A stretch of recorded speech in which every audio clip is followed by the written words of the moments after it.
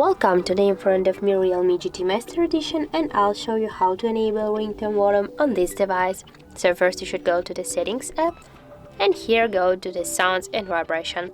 Right now, as can you see, your ringtone volume is disabled. Just to turn it on, swipe with your finger here on the right side.